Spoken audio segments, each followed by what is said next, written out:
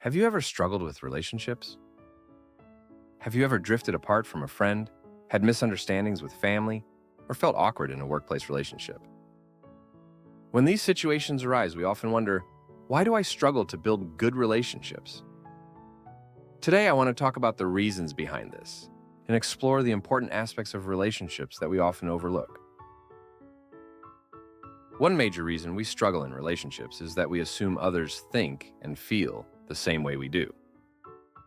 We unconsciously expect people to interpret situations just as we would, but the truth is, everyone has a different background, values, and way of expressing emotions. A great example of this can be seen in Pixar's animated film Inside Out. The main character, Riley, initially believes that joy is the most important emotion. However, as the story progresses, she realizes that sadness is also a necessary emotion, helping her grow and form deeper connections with others. This is something we often forget in our relationships. Imagine you've had a rough day at work, full of stress and setbacks. You turn to a friend for support, expecting comfort or understanding, but instead of sympathy, they respond with, "That's nothing, I've been swamped too." In that moment, you feel dismissed. You were hoping for connection, but instead, you feel unheard. Russian writer Fyodor Dostoevsky once said, "We judge others by their actions, but we judge ourselves by our intentions." This means that while we expect others to understand the intent behind our actions, we often fail to recognize the intent behind theirs. Instead of assuming that people think and feel the same way we do, we should try to understand how they express emotions differently. Another major cause of relationship problems is expectation.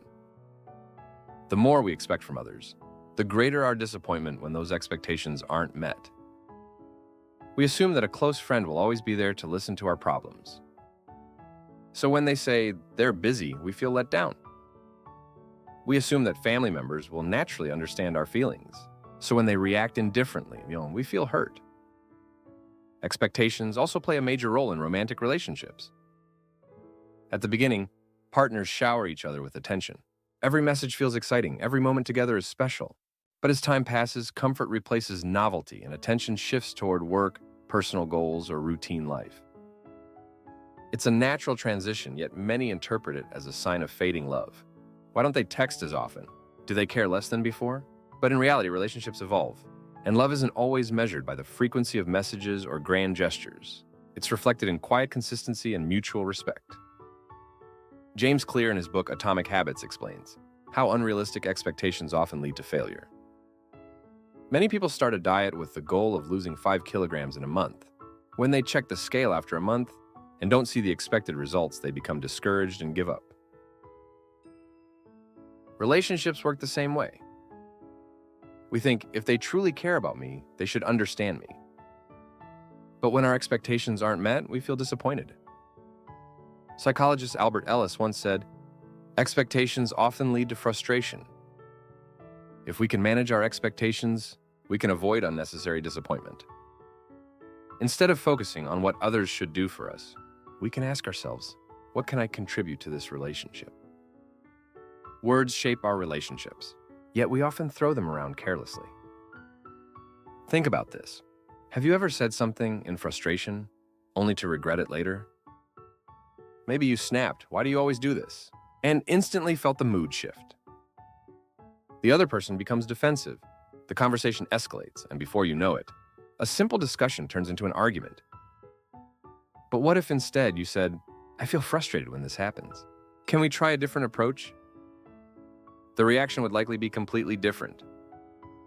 Marshall Rosenberg, a renowned psychologist and author of Nonviolent Communication, emphasizes the importance of expressing our feelings without blaming others. He suggests that when we say things like, "You always make things difficult for me," it makes the other person feel attacked. But if we say, "I feel overwhelmed when this happens. Can we talk about a solution?" the response is much more positive. Friedrich Nietzsche also said, "If you speak aggressively, even if you are right, people will resist your words." How we say something can be just as important as what we say. Another key aspect of relationships is maintaining the right amount of distance. While we often believe that being close to someone means sharing everything, too much closeness can sometimes lead to tension and misunderstandings. The Courage to Be Disliked, a book based on Adlerian psychology, presents a powerful concept: separation of tasks. It suggests that we are not responsible for how others perceive us or react to us. Imagine you say no to a favor and the other person gets upset. Is their disappointment your responsibility? Adler would say no. You are responsible for your own choices. Their reaction is their own task to manage. Yet many of us spend so much time trying to please others, fearing rejection or chasing validation. Ironically, the more we try to control how others see us, the more we lose control over our own happiness. The book also compares human relationships to the tracks left by carriage wheels. If the tracks are too close together, they will collide, damaging both wheels. If they are too far apart, they won't move forward together. The key is to maintain a balance, a healthy distance where both individuals can coexist without overwhelming each other. Maybe the key to better relationships isn't about trying harder, but about trying differently. What if instead of constantly fixing, proving, or expecting, we focused on simply understanding? What if we let go of the pressure to be perfect and instead embrace the reality that human connection is beautifully imperfect? The best relationships aren't built on grand gestures, but on quiet understanding, patience, and the ability to let each other be. Instead of striving for a perfect relationship, why not approach relationships with a little more ease? Perhaps the key to good relationships is not in trying harder, but in letting go of unnecessary pressure and accepting people as they are. Thank you for joining me today. What do you think is the biggest reason relationships fail? Let me know in the comments. I'd love to hear your thoughts. See you in the next one.